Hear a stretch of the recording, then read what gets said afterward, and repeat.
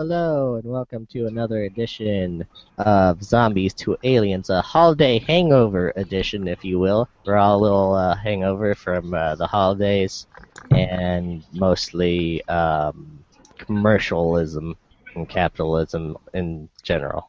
Anyways, but that's neither here nor there. Joining with me today, I am your moderator, Mr. Brightside916, also known as Le Mole. Joining with us today is Velissa, also known as Le Lookout. And next to Velissa, we have Ty Denubus, also known as Ty, also known as Le Lockpick. And after Tyler, we have, of course, Onesto Stubbs, also known as Galaxoid, also known as Le Cleaner, who cleans people with their brains on the floor. Let's say that. And after that, we have Mr. Tony, also known as Kirk80s, also known as Le Guitarist. Hello. So the reason why we were doing French nicknames is we were playing Monaco on Steam because it was a Steam sale game. And we were all getting in sort of French racial stereotype mood while playing that game. Yeah, it's all in good fun to make fun of a nation when it's all, humorous, really. Yeah. So watch our gameplay videos on the YouTube. And we also did one with Sanctum 2 where you can hear me, well, you can't hear me and Trey giggling like little schoolgirls, but you can feel the essence of that as we curse and text-to-speech with Sanctum 2. Much better than Moonbase Alpha, definitely. Yeah, it was all in good fun. Alright, so with each and every podcast, we like to start it off by giving shout-outs to new followers. And this is a segment we like to call Follow Me. Follow.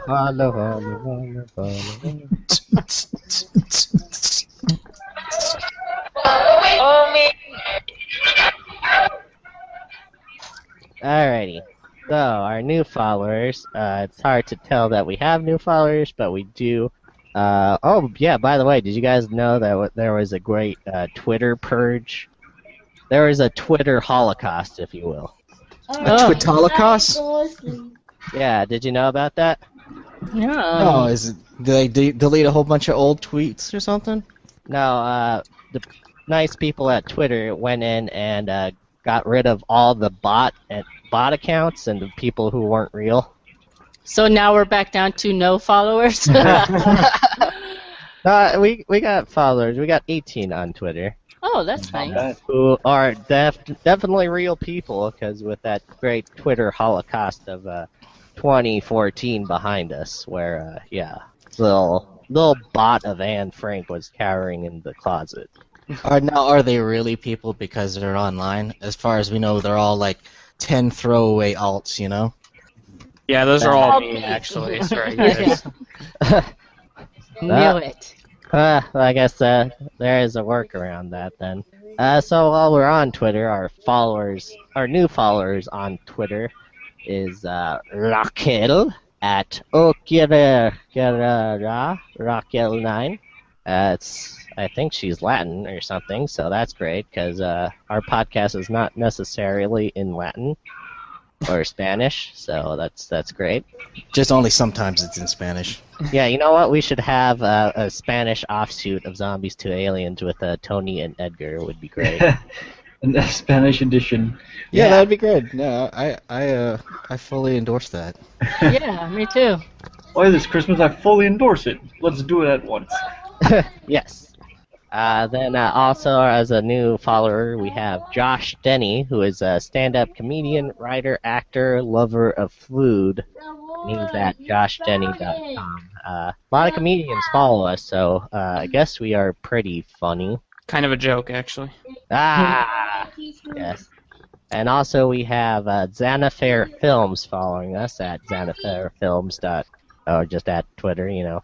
And it's an independent film production company that is currently shooting its first feature film called A Fool's Game. Ooh. And I think I already mentioned Card Players. I already mentioned Card Players. Other than that, we have Excel Entertainment following us on our Twitter feed at Excel Films. It's one of the latest best movies and music to come out of Utah. Wait, this sounds like I've done this before.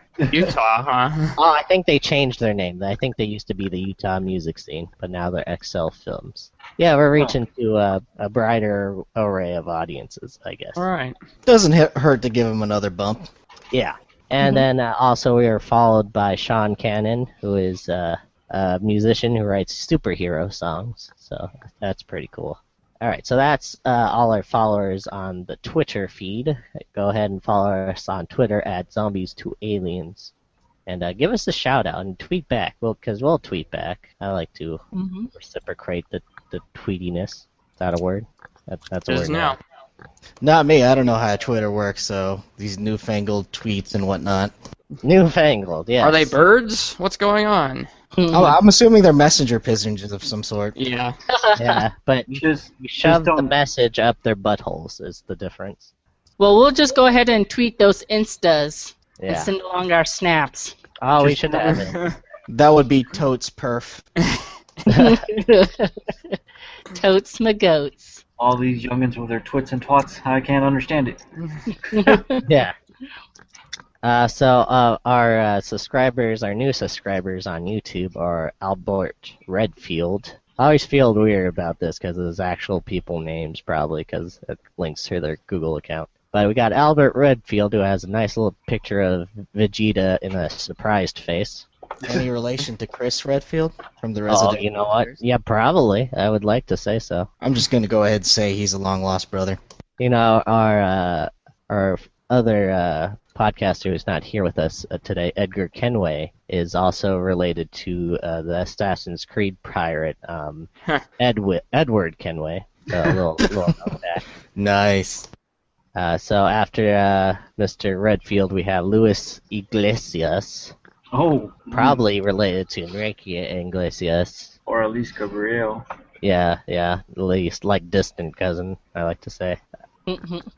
Then we got Metaphysic Media, and I think we have the rest. I've said the rest before. So those are our followers on YouTube. Now for our followers on Tumblr, which we are at 49, I held a contest to get us to 50, where I would show my buttocks. But that never worked. That never paid. We lost a few followers. We lost, and then we paid, and we were back at 49, which is weird. So some people didn't like it, some people did. So you know.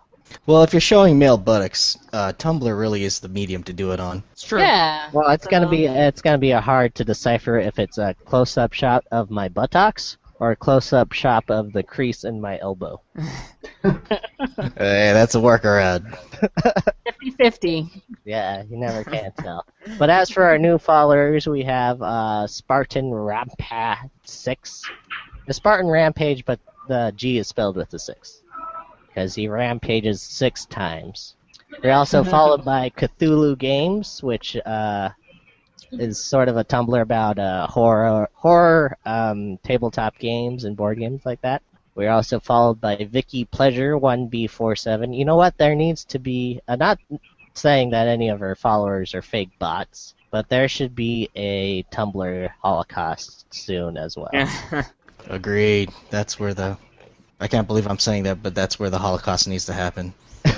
Okay. If there was ever a Holocaust, that's where it needs to. Disturbing. Then we got Bianca Kamul Bayer 4543, and I think I'm using the right accent here. She's a new follower. We also have Summer Shion Studio, which is God, I want to say it's a movie studio before. I've looked at all these, and we have refollowed as well. Also, we've have a new follower, which is probably one of my favorite comics now because they're so hilarious. We got crudely drawn characters, and they also have a little Facebook. And it's pretty much a very simplistic sort of art style to a webcomic. For one comic, for a recent holiday comic they did for Christmas, you have a panel with 3 reindeers. One's in the hospital, just gave birth to a baby Rudolph, and the dad reindeer looks suspicious. Then the next panel, you see the dad reindeer pissed off and driving somewhere. And in the third panel, he is about to beat the crap out of a clown. So that is the true origin of Rudolph from crudely drawn characters. Also for new followers, we have Mallory Hers, Wordsicka, and I believe that is it. The rest are old followers, but hey, give a shout out to you guys for following us this much. We really appreciate it. So yeah, that's that. Follow. I guess we should have a ending song for that. Anyways, okay, so now we come to the part of the segment where I like to ask my fellow podcasters what they have been playing and what they've been watching. So we'll go ahead and start with the playing first. Why not? Since the Steam sale is still going on till January 2nd, I believe it's going to stop, and then we can all save our wallets from that. But so let's start off. Do a round robin, starting with Mr. Kirk 80s. Sir, what have you been playing recently? You know, I recently got GTA 5. Oh, nice. So that's awesome. I've been playing that one. I love that game. I played half of the story mode with my brother's version a couple months ago, but he broke it, so I haven't been able to play. So I just ended up buying one for myself. Although I did get the Christmas Need for Speed Rivals, so I'm looking forward to playing that.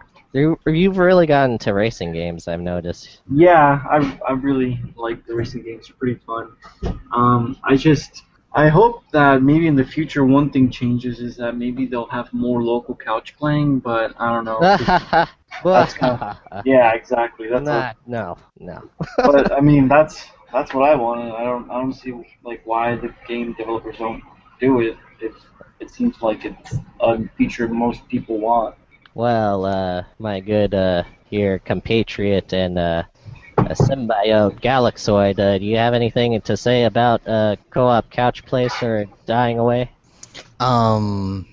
Yes, actually, other than the Nintendo Wii and the Nintendo Wii U, you know, there's not many options for it, unfortunately. Right. That's exactly what I told Tony. Is like, you need to get a Nintendo device, sir.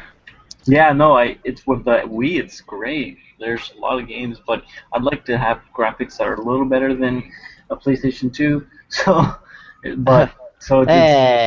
not bad math. Wii U's alright. Wii U's better graphics. I wasn't talking about the Wii U. I was talking about the Wii. Okay, yeah. And that's what I have. All right. I believe you talked about Blur before, right, Tony? Yeah, Blur. Yeah, that's one of my favorite games, actually. Yeah, they need it definitely. See, the problem with the consoles now is their graphical fidelity. The hardware is up to the point where they could do like a basic game like Blur better, but they just want to push it more into the anti-aliasing, you know, and full screen MXAAs, and you know, just give good games, man. That's what I'm about. I mean, that's why I like games that don't focus necessarily on the graphics don't bother me that much, because it's about, you know, the gameplay. So I don't know. Could you recommend any good racing games, Galaxoid, to Tony and to our followers? Nothing other than like simulation stuff, like nothing couch co-op that really off the top of my head. I mean, what was the I mean, Forza for the 360 had some decent split screen, Yeah. Really? That was the last one I remember. and the Gran Turismo PS3 era, they had good split screen. You know, the rally was pretty fun in split screen. But other than that, you know, what are you playing Rivals on, 360 or PS3? Rivals? Yeah. Oh, that's on PS3. Okay. Yeah, Yeah, that's so- yeah. No split screen on that? No, I don't think so. I mean, I Wow. haven't opened it up, but I'm looking at the back of the case, and it says 1. I mean, obviously with network players, you could do 2 to 6. I wonder you could just link up the PS3s and Do it old school. Yeah, that'd be cool. I'd be down with that. I used to always carry a big ass original Xbox in my backpack. Probably why I have crippling back problems now. Anyways, so since Trey got the ball rolling there, what have you been playing, Sir Trey?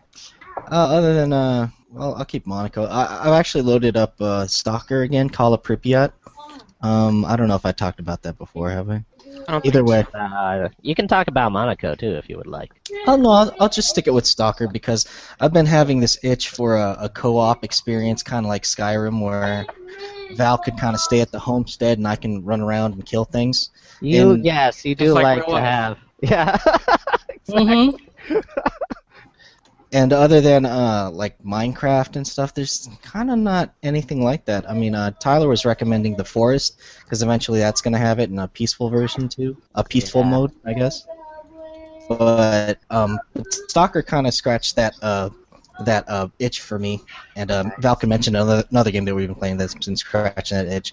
But Stalker's really just like, if you imagine New Vegas, that's kind of how it is, a very desolate and New Vegas feeling. Except when you talk to people, a lot of the boxes still are just text. There's not dialogue for everything, just the main quest. So it's That's crazy.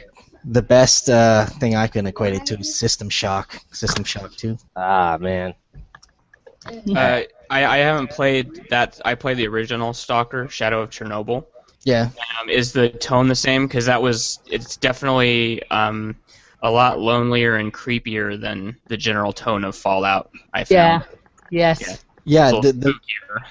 the difference between Shadow of Chernobyl and Call of Pripyat is the artifacts are invisible until you're right on top of them now. Oh gosh. So what you should do Wow. actually, if you're playing the Stalker series, go Shadow of Chernobyl, skip Clear Sky because that was terrible, and then go to Call of Pripyat. Now, the team that made these games, I forget the name right off the bat. They're working on another game that's yet to come out. It's called Servarium, and they've had Stalker 2 like canceled, so now they're moving on to Servarium. Servarium is going to be an online FPS, and they're still working on it. They're bare bones of them are working on that. Some of the team went on to the Metro series, so keep an eye on Servarium. I logged in and tried to get a beta, but that will be the most stalkerish feeling up to date game. I don't know. Cool. When's that due out? It's in beta, so it's still on For a ongoing. while, huh? Yeah, it's going to be a while. They missed a couple release dates, so good luck with that. All right. Since we were on the topic, Val, what have you been playing that was satisfying your guys' itch? And would you recommend any cream for that, maybe? That's just disgusting, Pete. Come on. Actually, yeah, me and Trey were trying to find something because, I like to collect things and, make a home and everything. I'm very, what's the word? Domestic. So I like that in my vibe, in my games. Even when I'm playing Fallout New Vegas and stuff like that, Yeah. I am very domestic. Half my time in Skyrim is downloading house mods, trying to find a perfect place where I can keep all my killers in one room and my children in another, So we've been playing Don't Starve together, the beta. And it's very cute graphics-wise, it's very cute. Little storyline, lots of references to other things, like literary references that probably, I don't know if most people get them, but I read a lot, so I get them, of course, to toot my own horn. But it's been very satisfying. Trey's been playing as well, and he's very confused by the whole thing. But it's been pretty fun. That's good. It's definitely a learning experience. Yeah, I mean, there are some bugs that I think they need to work out, but I mean, of course, it's in beta, so Right. hopefully, they'll get on it. I'm not rushing them or anything, but it's pretty fun. I've also been playing more Skyrim. I downloaded the mod organizer, and it's totally changed the way I play the game, which is pretty awesome too. What does the mod organizer do? Well, if you subscribe to mods mostly, one of the big websites is Nexus Mods, and they have a mod installer where you just click download and install, and the mods go in your game. Well, with the mod organizer, it does the same thing, plus you can create profiles, it troubleshoots for you, it does so much, and the profile thing is awesome because it doesn't touch your install folder at all. It kind of makes a ghost file for all the mods and stuff, so you never have to reinstall the game if your mods mess up, which is glorious, as any modder would tell you. So, I have a profile for my mage, I have a profile for my huntress, got a profile for a thief. It just goes on, and it's pretty awesome, and I love it. Sweet. If you don't have mod organizer, get it. You're not playing Skyrim properly. Exactly. Yeah. It also works for other Elder Scrolls games, as well as Fallout New Vegas and Fallout 3, I believe. Oh, wow, cool. So, yeah. Didn't know those were actually modded. On PC, just about anything can be modded. That's true. That's true. That's what Galaxy keeps saying. Except Master Race. the Ghostbusters multiplayer, apparently. Oh, yeah. No multiplayer there. It's just Anyway. Master Race things. Yeah, me and Tyler have played Don't Starve. I think when it came out, we got gift copies to each other. How is it? Is it a little easier playing with someone else when starving together? I'd say I'm playing the single player right now, and yeah, I haven't even touched the DLC, so I don't know how much harder it gets, but it's pretty tough trying to remember everything on your own. You gotta get supplies, you gotta get food, you gotta get light. With two people, it's definitely easier because you can delegate. So. Right. I always sort of run out of time. Like, oh shit, it's dark already. I need torches. I tell you what, God. on that game, I've picked up more shit than I've picked up in any other game in my life. Like, what do I do? I got some dirt, and I got this rock that looks like poo, but I think it's a rock. Straight up poop, light it on fire. Woohoo! Let's cook something over it. That sounds delicious. Alright.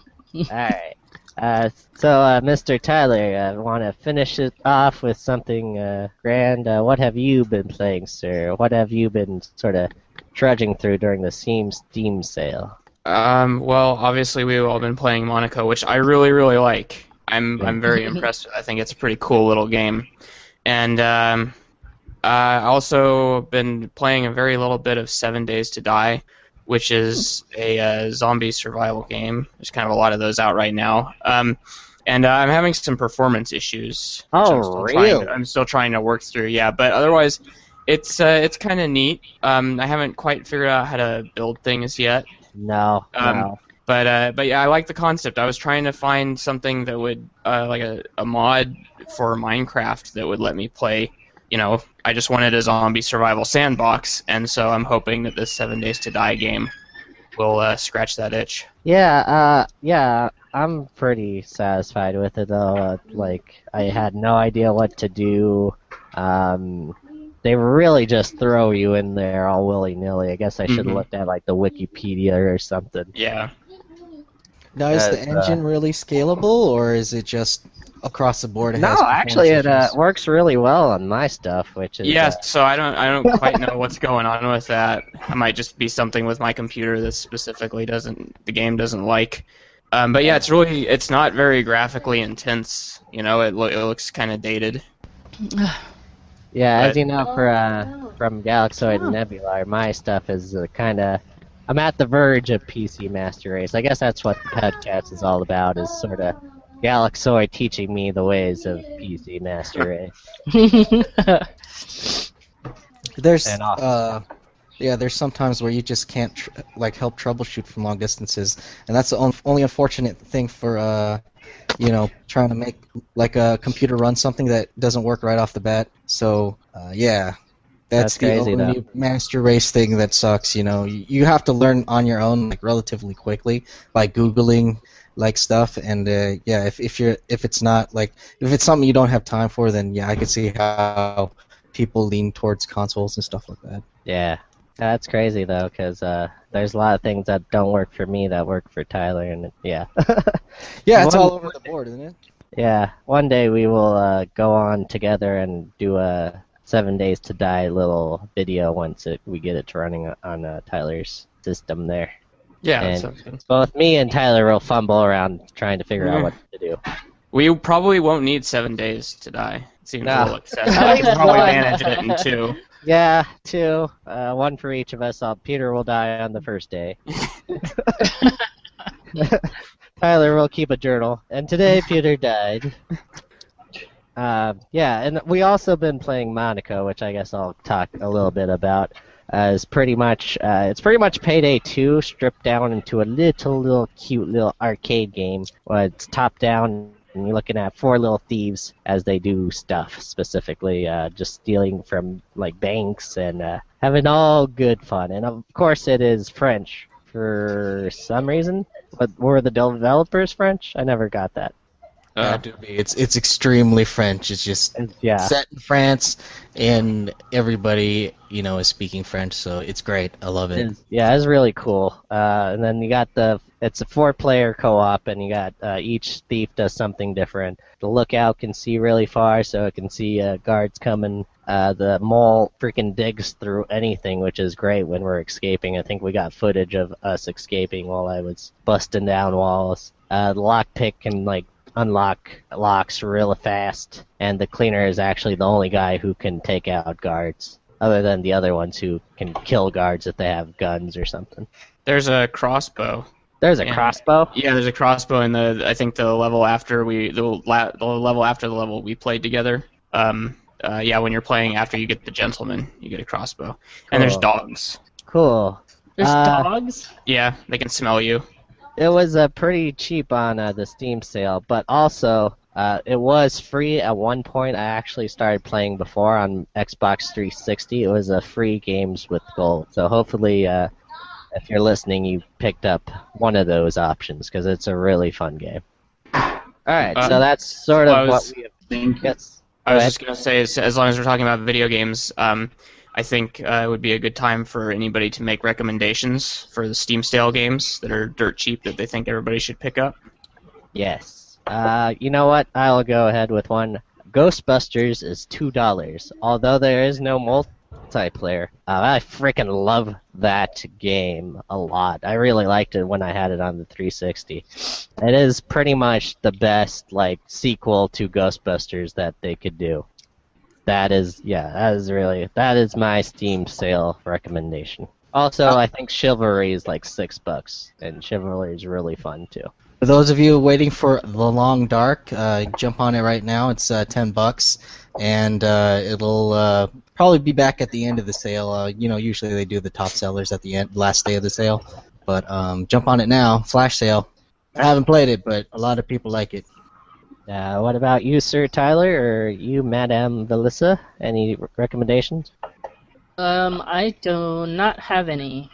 I thought Don't Starve Together was a little bit on sale, wasn't it?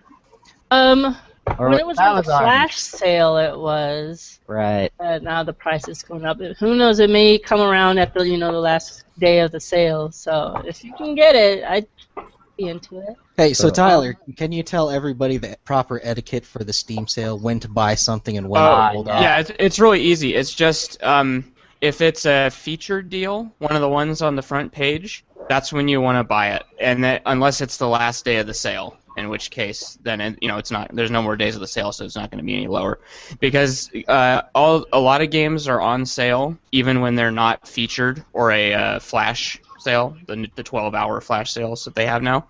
But they're going to probably go cheaper, or not necessarily probably, but there's a chance that they will go cheaper. So if you've got your eye on a game, you should wait for it to be a featured deal on the front page there. Yeah, good deal. Unless it's the last day of the sale. Come on, Arba, go back down to $30, I swear. How low can you go? And so recommendations for me, just looking at the featured deals right now that are up today. I really enjoyed Dishonored. I think if you like stealth games, it's pretty fun, and it's got a really cool visual aesthetic and a really unique sort of steampunk fantasy world that I really enjoyed. I guess whale oil punk would be more accurate. And there's also Divinity Original Sin, which is really great if you like kind of old school D&D, top-down party-based RPGs. It's really enjoyable, really fun game. Cool. Oh, is that one multiplayer? Yeah, yes it is. Yeah, it's got I believe it's just 2 people, but yeah, it's got multiplayer. I will make a recommendation, even though I haven't played the game necessarily, but I know it should be amazing. That's Age of Empires 2 HD edition, because I haven't played the HD version, but Age of Empires 1 and 2 are both some of my favorite games. So I can't imagine an HD edition being bad if everything is the same. That one has a rabid following as well. Yeah. Yeah.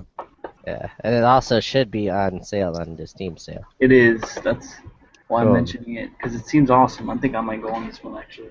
Cool. Yes, come to Steam, damn it. Come to Steam. Join us, Tony. Purchase, and then eventually, later down the line, you'll have something that can run it. Yeah. Yeah. Yeah.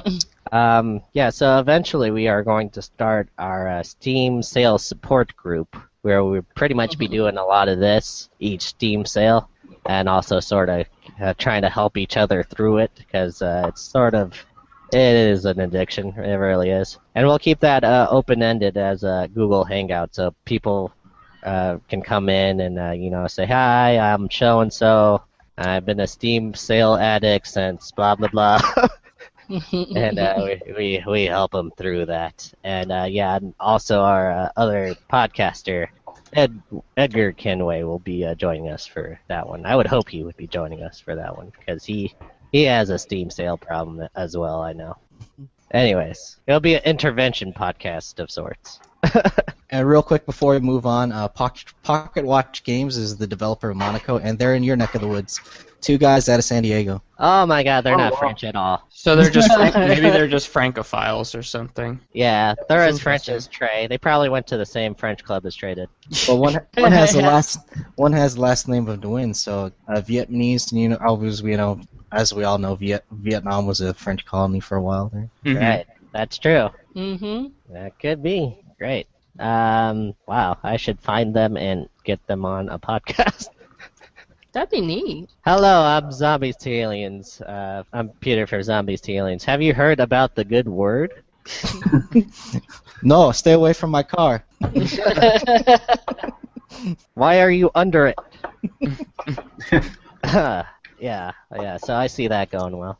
Anyways, so that was the what we've been playing segment. Now on to what have we been watching. Let's go ahead and start with Mr. Tony again. Mr. Kirk80s, what have you been watching lately? Well, actually, last night I watched the interview, or actually two nights ago. So I could just leave it at that. Yes, okay, so the interview, and we're going to get right back to that. Mr. Galaxoid Honesto Stubbs, what have you been watching, sir? Well, ever since Tyler's review of, I guess the 5 Armies, whatever. I haven't read it because of spoilers, but just read the last line, hot mess. Pretty much. I have been watching the original trilogy on Google Play on the Roku. Oh, cool. Also because I'm lame right now, my leg is hurt, so can't move very much. 5 Armies does go really good into Fellowship of the Ring.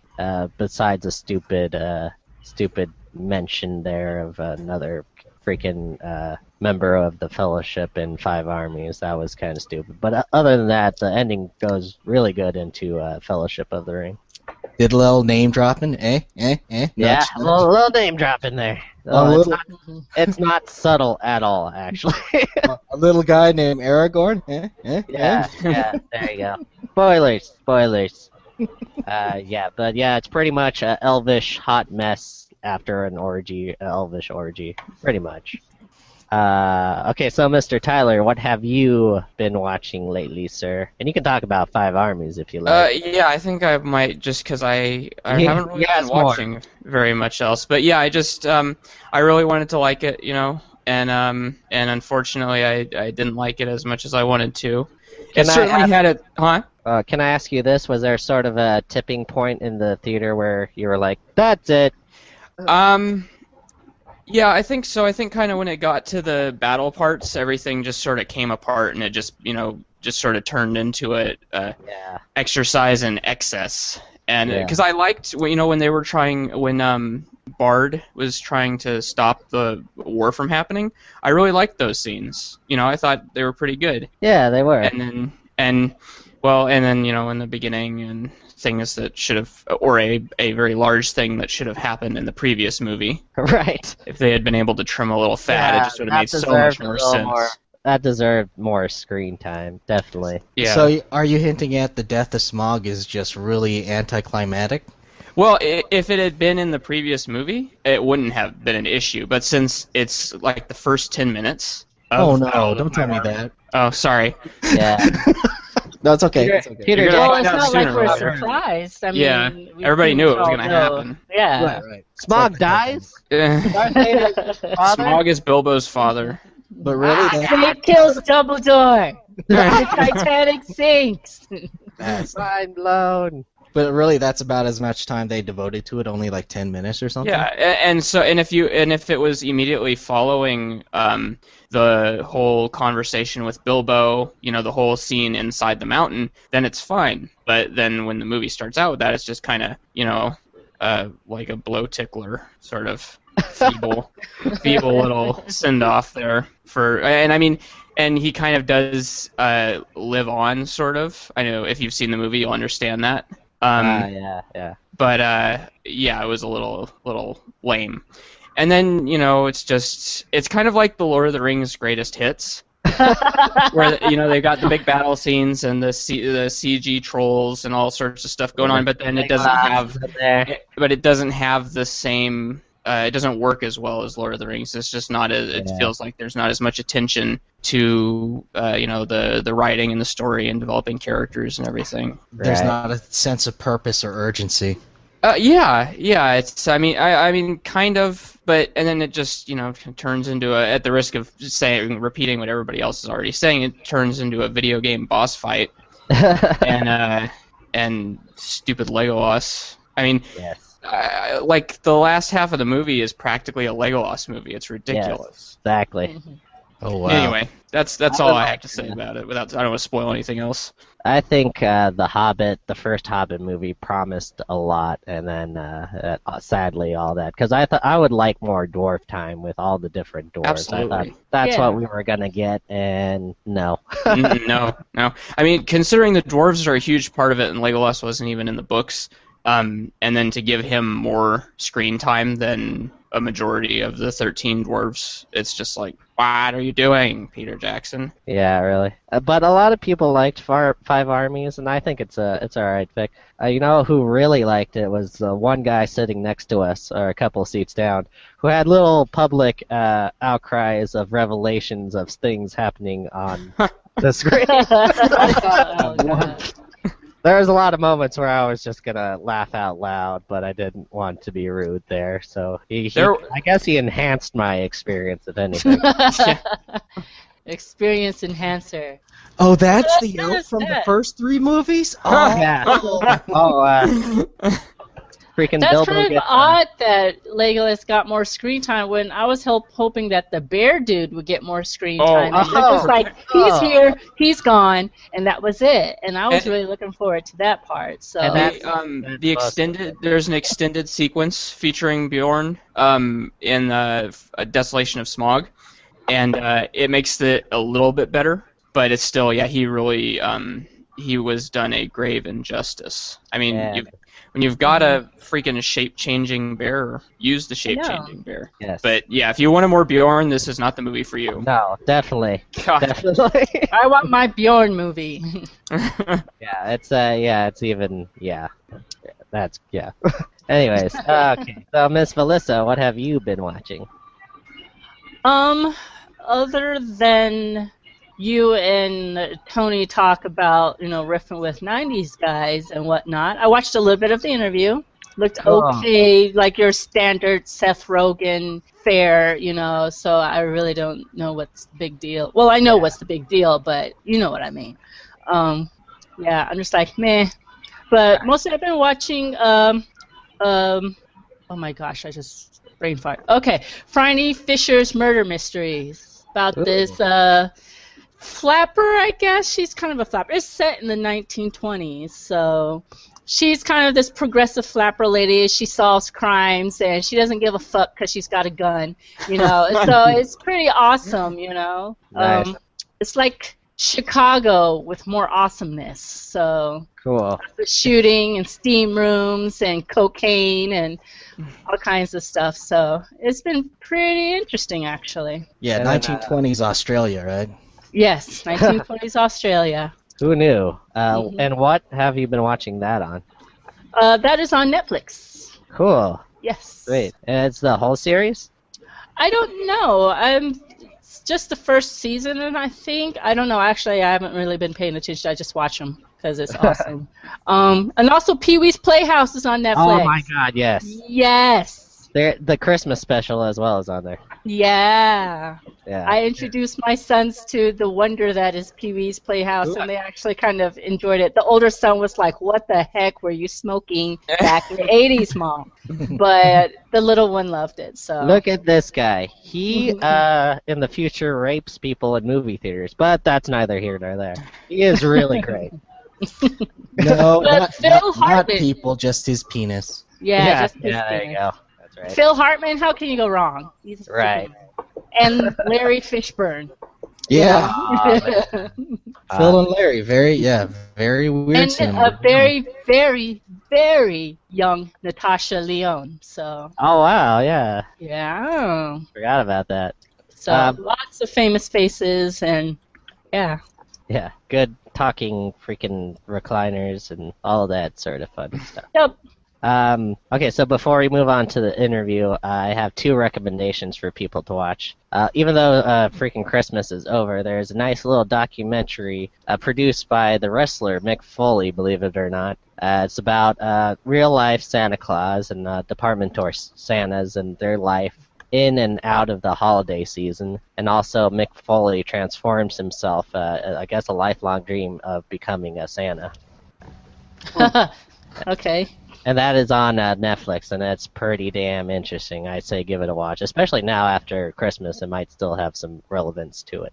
Also, one movie that I've been wanting to watch since I heard about it is The Knights of Badassdom. I don't know, have you guys ever heard of that? Oh my gosh, me and Trey finally watched that. He fell asleep, but I watched the entire thing. Oh my God, best thing ever. And it has a lot of good people in it. It's basically about LARPers who accidentally summon a demon during playing, and shit goes down. It's great. It has freaking Peter Dinklage is in it. Freaking River from Firefly. Summerglow. What's that guy's name from Community? He's in it. Abed. Yeah, Abed from Community. It's got Ryan, whatever his name, from True Blood. Yes. It is the best movie ever. It's so funny. It's a really good lighthearted film, and I enjoyed suggest it. giving it. Yeah. It's sort of the same sort of theme from like Fanboys, I think. Got a sort of same sort of feeling to it. Like Your Highness, I believe. That was Yeah, there another you go. movie kind of like it, similar. So if you kind of chuckled at Your Highness, then you'd probably enjoy Knights of Badassdom as well. Yeah, exactly. And I would say it's a little more toned down than Your Highness, I think. Has 2 weed jokes and all that. Yeah. Yeah. Speaking of weed jokes, The Interview. That's a nice segue. So this is the movie that was going to cause fucking World War III. As for who have seen it in the crew is myself, Alyssa, and Tony. Any thoughts of just by watching it? Is this a movie that you would go to freaking war for? No. Well, no, I don't think anybody would. Yeah. But I that's think it. I think what you have to, when you're discussing a movie like this, you have to separate the film itself from the context and the controversy which is surrounding it. because they're two separate things. Right, Oh, yeah. exactly. They really judge, are. you could judge the movie, like I said, isolated in of itself, which is a pretty subpar Seth Rogen movie. You know, it has some funny jokes. Actually, since I like that type of humor, I enjoyed it quite a bit. There were some, silly parts, but nevertheless, you get what you expect. Right. Now, the controversy surrounding it is, well, it's the big question is whether political speech should always be protected or not. And so that's just, different cultures have different opinions on that, and so that's where the controversy arises. So when you ask a question like, well, would you go to war for this film? The obvious answer is fuck no. I wouldn't go to war with any film. You know what's more ridiculous? I think reality is more fictionalized than what freaking happens in the movie. Yeah, but the ideology or or more importantly than that ideology, it would be like the context of what does it represent. Well, I mean, yeah, I would stand by a movie director being able to have his own movie released in his own country. Right. Yeah. I stand for that, so. Right. I forget who it was. Was it Charlie Chaplin who did the whole Hitler thing around, the World War and stuff like that? So, Yes. I don't know. It's like people don't learn from history and they get all weird and I don't know. And I would like to say it paints the supreme leader of a certain country in a better light than freaking anything. Oh, really? It's a positive for him? Yeah, I actually thought it was alright, a couple parts of it. I was like, yeah, that's interesting. He's a cool guy. It looks like Dennis Rodman would really hang out with him. Yeah, really. So this movie is actually North Korean propaganda? Yes. Well, It really is. it takes. I'm not sure. Yeah, we don't want to spoil it for Don't you. want to spoil it, but I mean, it shows him as a human being rather than Yeah, just. there you go. So that's all you can really say. Yeah, exactly. It's just I would urge people just to go see it, just see the film that could have fucking. I would just see it if you would watch it anyways. If it's not some that's like your cup of tea in the first place, I wouldn't really bother. It's not that much of an issue. Don't turn it into an issue. Exactly. So. Exactly. I agree. If you like, if you like James Flacco and Seth Rogen type movies, then you'll probably like the interview. The other thing I wanted to really discuss, more importantly than the film itself, is this experiment that Sony has now done, which is releasing a movie directly to home viewership without having to wait for it to come out on DVD or Blu-ray. Yeah, that was interesting. I think this experiment, and that's why I feel so passionate about paying to see this movie, actually, because I want to contribute to whatever hope we have in the future that more movies will come out for a VOD, video on demand. So I don't know. So to go into the movie theater to pay for it, maybe actually I don't think I would have done that. Yeah. But for $6 to rent it and then to contribute to like Sony saying, well, should we play this game in the future? I mean, I'm all for it. More options. I'm just all about options. If I can like stream it at home or if I can go see it, then that's awesome. I don't want to be cornered into one particular halfway. Let me ask you guys then, how did you see it and on what format? Google Play. Okay, nice. With on a computer? It was streaming through my desktop to my TV. You know what's interesting? It was never released on a Sony thing, a Sony device. And that's interesting. They didn't want any part of this movie. They didn't release it on Crackle either, which was the. How about we're way too close. We're not gonna mess with that. Yeah, really. How about you, Miss Val? What did you see it and how did you see it? Actually, one of my friends on Facebook sent me a link because I was talking to her about it. So. Nice. That is freedom of speech at its finest, I think. And I also watched it. Long live Pirate Bay. Yeah, exactly. I also watched it on Google Play with my Roku that a big fat jolly man in a red coat gave me. I don't have a red coat. Oh yeah, we gotta get you a red coat. Wait, you do? You have the Nintendo one. Yeah. Yeah. So. So how do you guys feel about that? Do you guys think that is the future of movies, or rather, do you think that would be a good option to have on the table to release movies directly? I think that's genius. Yeah, it's pretty cool. Because I don't get to go out to the movies as often as I'd like to. But having that choice and that option, oh heck yeah. And I would actually pay for it too, I think they get a little weird when it comes to stuff like that. We're kind of, our laws and whatnot aren't as up to date as the availability of technology today, so it gets a little gray area, but I think if everyone were to roll with it, it could be pretty good and a pretty big thing. Hell yeah, I'll do it too, and I'll Bandicam it through a window. Record that shit. Exactly, right? It's someone else's house. At least that's what people think they're going to be doing, but But you know what? It's fine. I think as long as one person pays, then that's fine, because then they're still trickling a little bit of money from somebody who would otherwise pirate it. Right. Hey, I got a question about the film in and of itself. Is the assassination scene really that bad? Yes. I guess so. I'd be tipped off. I don't know. I actually thought it was one of the coolest scenes in movies. Period. Actually, it's fucking cool. Yeah. It's a very Inglourious Bastards type deal. It really, their ending, their climax had a way higher production value than the rest of their movie. Yeah, it did. I was like, oh, this is nice all of a sudden. It's like if Seth Rogen and James Franco did a freaking Marvel movie. It's pretty much how that would happen. Yeah. It was cool, though. And I would also like to say that the future is sort of here already with videos on demand. I know Blockbuster Video and Cox on demand and stuff like that. Also, there's one more thing. I think Voodoo a little bit. Voodoo. They already have some movies that are out in theaters that you can rent on demand as well. Mm-hmm. And I believe Box Trolls is on there, and I don't think. Yeah. Yeah, Box Trolls just came out last month. Wait, really? Box Trolls is out? Have you seen it? I Only on want Voodoo. you so much. Oh yeah. Okay. With us today, sorry, we need to promote Box Trolls a little bit because with us today is Fish from Box Trolls. Hey Fish, how you doing? Yeah. Hey Fish, serious question. How did you feel about the interview? Do you fish? Eggs. Eggs. Yeah. I wouldn't let eggs watch that movie. That's okay. Bye, Fish. Yeah. I do not understand that reference. No, you don't know.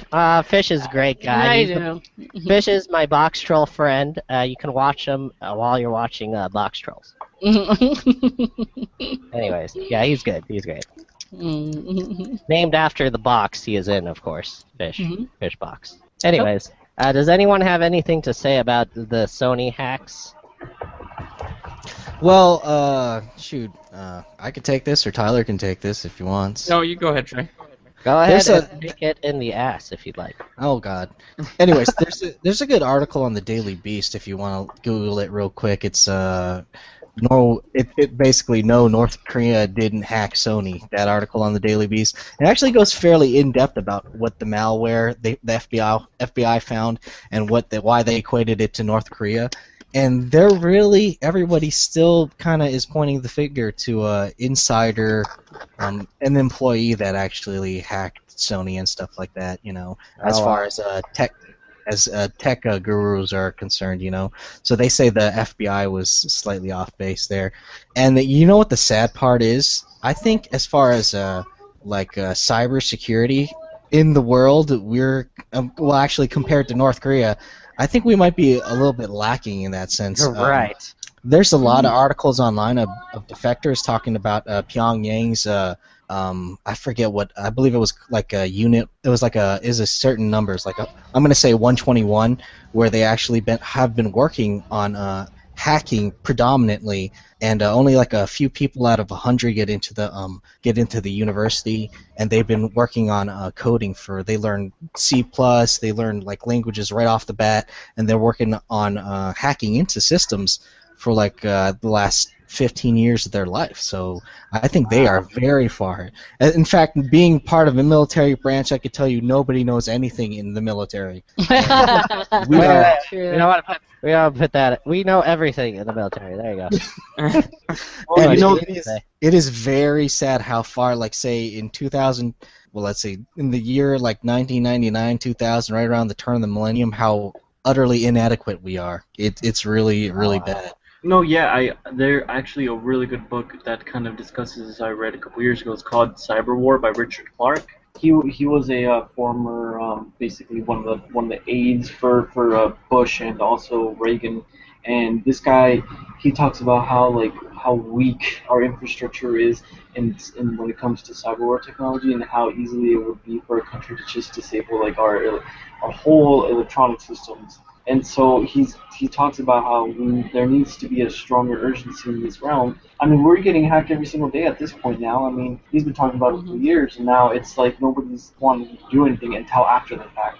It's just, it's really sad where we decide to invest our money in bombs and not in, like, freaking people, investing in education so we can learn how to, like, defeat these threats. But that's just me. Yeah. The best briefing I ever had in a military branch was back in 2005, 2006, where they described how a team of 4 people came onto a base I was at and actually had a CAT card printer, like a military ID card printer, and loaded that with certificates and got into. They did some physical security things. They would get into a room after watching somebody key in a cipher lock right over their shoulder, and they'd come back later, and they completely decimated like any type of security. There was one person on base that actually, like, they're like, hey, we're 2 contractors, we need to get in this building. He's like, okay, and then he like clicked the key and covered it so they couldn't read the key and got in the building. And then they're like, hey, we're going to split up. I'm going to go here. And he's like, no, you need to stay together. And one person... OPSEC in the military has been lacking hardcore for ages now. So it was probably better back when, the Cold War and they're all worried about Russia getting the secrets and stuff like that and everything. But, everybody knows everything that's going on the bases here now. How to get in, where to go, what to do, So... Yep. Crazy. That's crazy. Wow. Well, now I don't feel safer. It shouldn't be. It's You gonna be should, because guess what the military is 365. made of? The military is made out of high school graduates who didn't know what else to do, basically. So, yeah, how safe can you feel? My favorite part of one of my favorite clips from The Simpsons is Sideshow Bob at an air show, and he goes into it's like a jet, a Harrier jet. And it just, there's one button in it, it says press to fly. And it says, God bless the idiot. Sounds like it's Army built. Yeah. That's one of my favorite Sideshow Bob.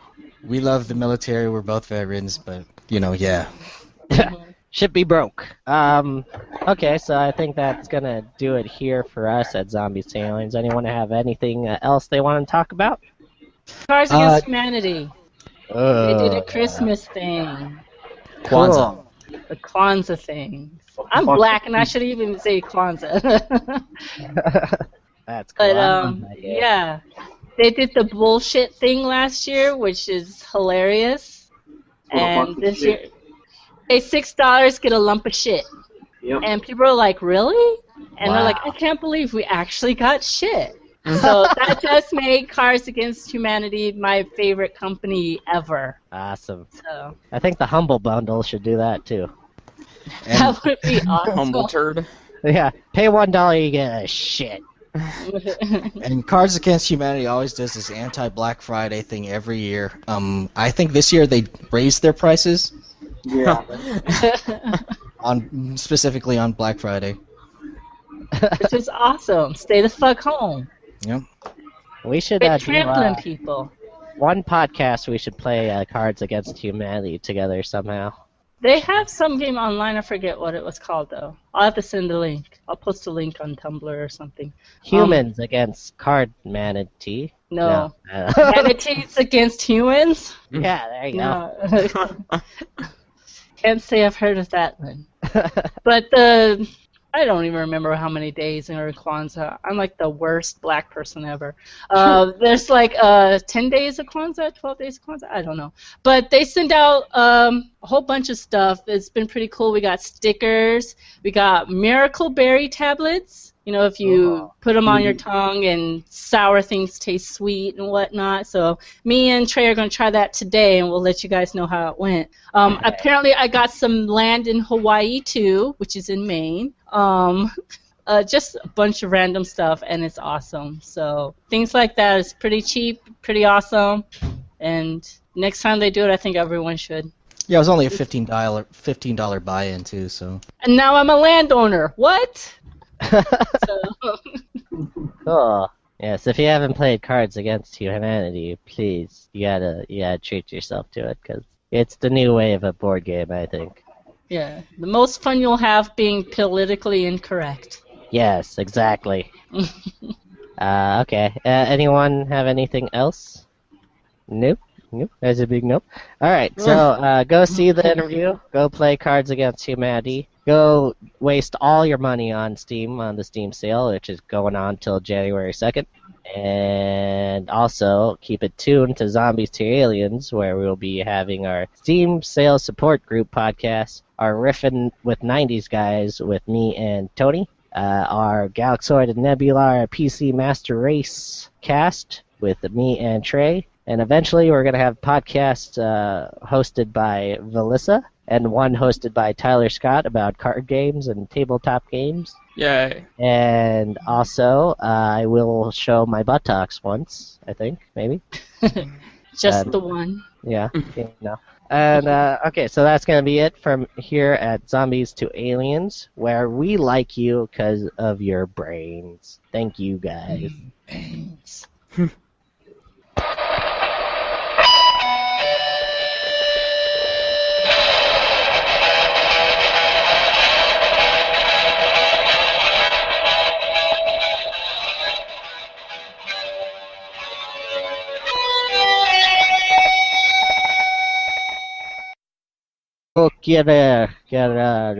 Raquel 9.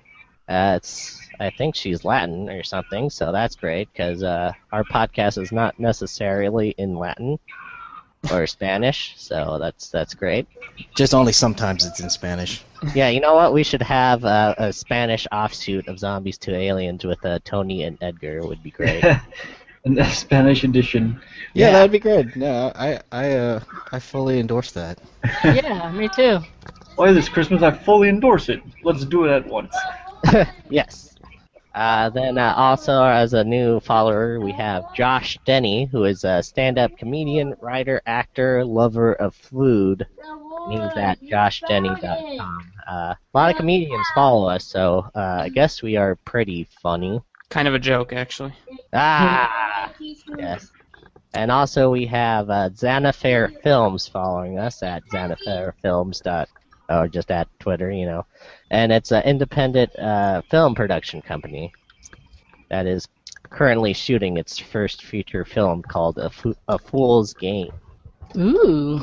And I think I already mentioned Card Players. I already mentioned Card Players. Other than that, we have XL Entertainment following us on our Twitter feed at XL Films. It's one of the latest best movies and music to come out of Utah. Wait, this sounds like I've done this before. Utah, huh? Oh, I think they changed their name. I think they used to be the Utah Music Scene, but now they're XL Films. Yeah, we're reaching to a brighter array of audiences, I guess. All right. Doesn't hurt to give him another bump. Yeah. And then also we are followed by Sean Cannon, who is a musician who writes superhero songs. So that's pretty cool. All right, so that's all our followers on the Twitter feed. Go ahead and follow us on Twitter at Zombies2Aliens. And give us a shout-out and tweet back 49, which is weird. So some people didn't like it, some people did, so, you know. Well, if you're showing male buttocks, Tumblr really is the medium to do it on. It's true. Yeah. Well, it's gonna be hard to decipher if it's a close-up shot of my buttocks or close-up shot of the crease in my elbow. Hey, that's a workaround. 50-50. Yeah, you never can tell. But as for our new followers, we have Spartan Rampage 6. The Spartan Rampage, but the G is spelled with a 6. Because he rampages 6 times. We're also followed by Cthulhu Games, which is sort of a Tumblr about horror tabletop games and board games like that. We're also followed by Vicky Pleasure 1B47. You know what? There needs to be not saying that any of our followers are fake bots, but there should be a Tumblr Holocaust soon as well. Agreed. That's where the... I can't believe I'm saying that, but that's where the Holocaust needs to happen. Okay. If there was ever a Holocaust, that's where it needs to. Disturbing. Then we got Bianca Kamul Bayer 4543, and I think I'm using the right accent here. She's a new follower. We also have Summer Shion Studio, which is God, I want to say it's a movie studio before. I've looked at all these, and we have refollowed as well. Also, we have a new follower, which is probably one of my favorite web comics now because they're so hilarious. We got crudely drawn characters, and they also have a little Facebook. And it's pretty much a very simplistic sort of art style to a web comic. For one comic, for a recent holiday comic they did for Christmas, you have a panel with 3 reindeers. One just gave back, because we'll tweet back. I like to reciprocate the tweetiness. Is that a word? That's a word now. Not me. I don't know how Twitter works, so these newfangled tweets and whatnot. Newfangled, yes. Are they birds? What's going on? Oh, I'm assuming they're messenger pigeons of some sort. Yeah. Yeah, but you shove the message up their buttholes is the difference. Well, we'll just go ahead and tweet those Instas and Yeah. send along our snaps. Oh, we should have it. That would be totes perf. Totes my goats. All these youngins with their twits and twats, I can't understand it. Yeah.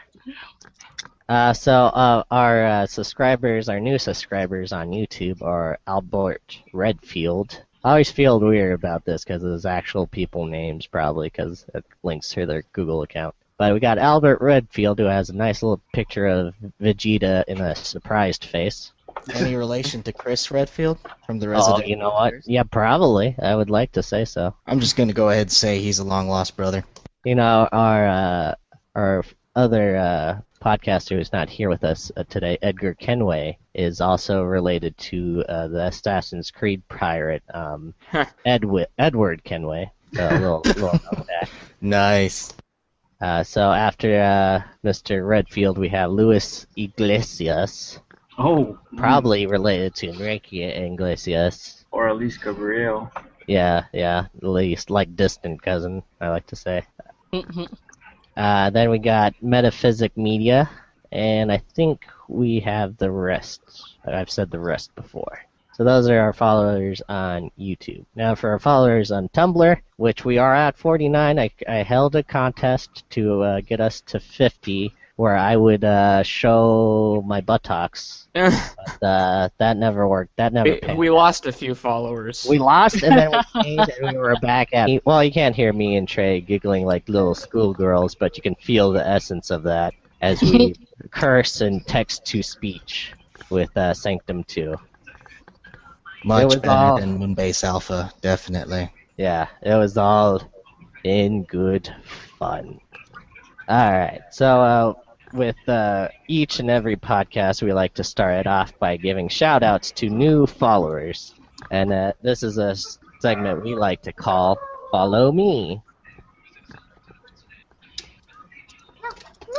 Follow.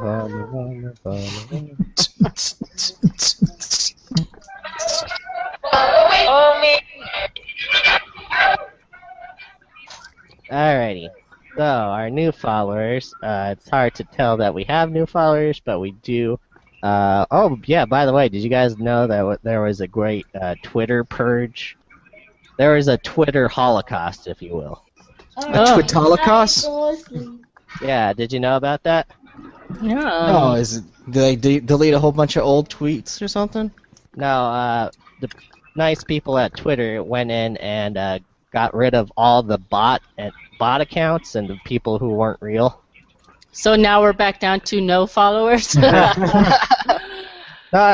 got followers. We got 18 on Twitter Oh, that's Not nice. bad. who are definitely real people, because with that great Twitter holocaust of 2014 behind us, where little bot of Anne Frank was cowering in the closet. Are they really people because they're online? As far as we know, they're all like 10 throwaway alts, you know? Yeah, those are all All me, me. actually. Sorry, guys. Knew it. I guess there is a workaround that then. So while we're on Twitter, our new followers on Twitter is Raquel at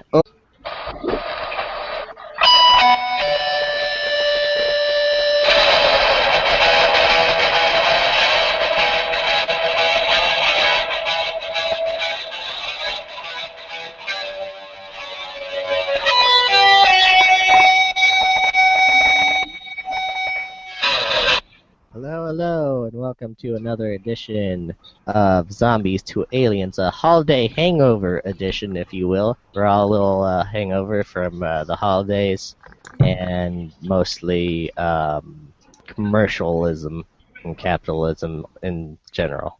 Anyways, but that's neither here nor there. Joining with me today, I am your moderator, Mr. Brightside916, also known as Le Mole. Joining with us today is Velissa, also known as Le Lookout. And next to Velissa, we have Ty Denubus, also known as Ty, also known as Le Lockpick. And after Tyler, we have, of course, Onesto Stubbs, also known as Galaxoid, also known as Le Cleaner, who cleans people with their brains on the floor. Let's say that. And after that, we have Mr. Tony, also known as Kirk80s, also known as Le Guitarist. Hello. So the reason why we were doing French nicknames is we were playing Monaco on Steam, because it was a Steam sale game. And we were all getting in sort of French racial stereotype mood while playing that game. Yeah, it's all in good fun to make fun of a nation when it's all, humorous, really. Yeah. Mhm. So watch our gameplay videos on the YouTube. And we also did one with Sanctum 2 where you can hear me